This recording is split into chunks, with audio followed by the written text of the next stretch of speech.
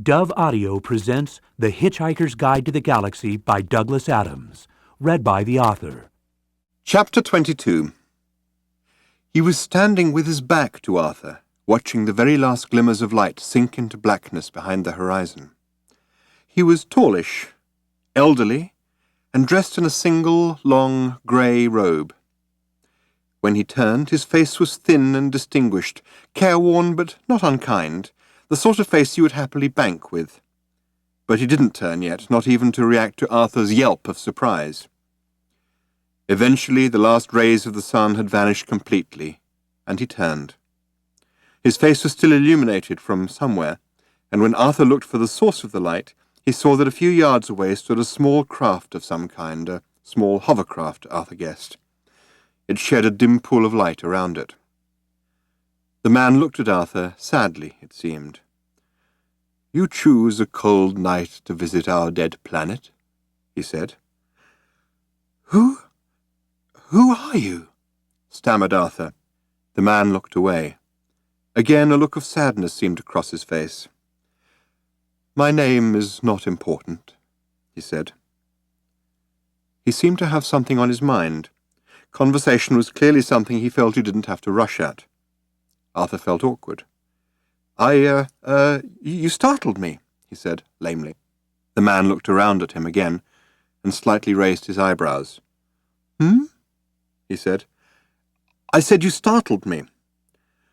"Do not be alarmed. I will not harm you." Arthur frowned at him.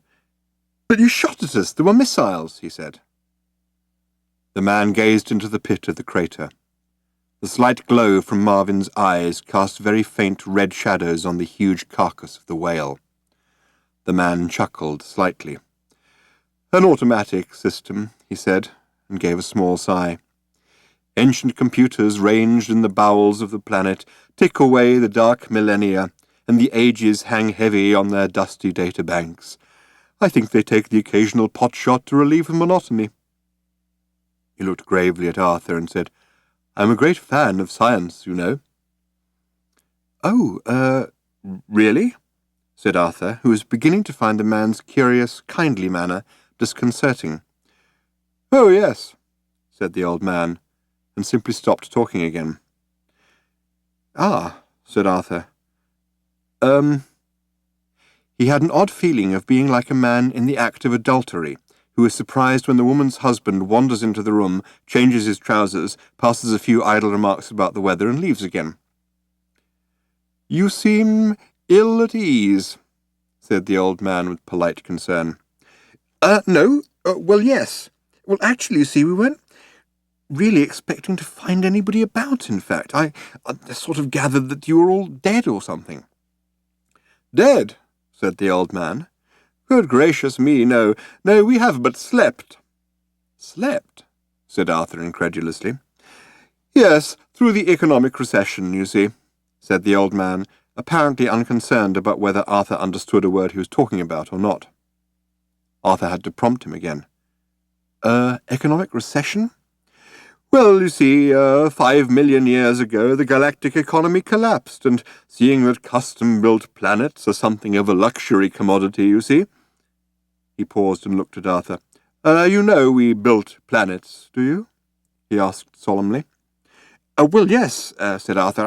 I'd sort of gathered." "Fascinating trade," said the old man, and a wistful look came into his eyes. "Doing the coastlines was always my favourite. Used to have endless fun doing the little bits in fjords.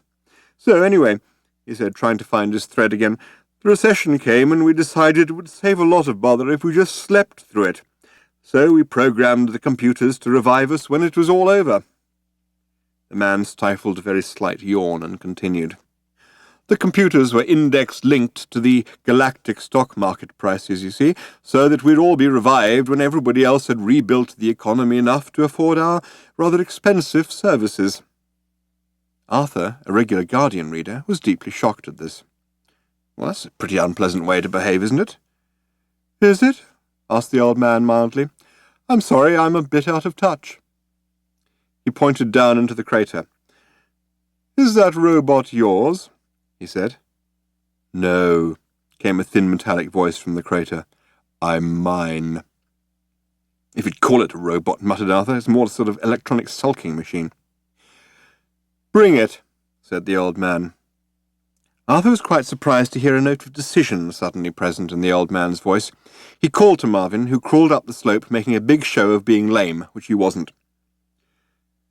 On second thoughts, said the old man, leave it here.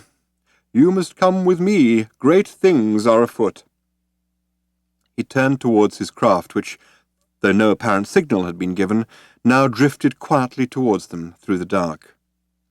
Arthur looked down at Marvin, who now made an equally big show of turning round laboriously and trudging off down into the crater again, muttering sour nothings to himself.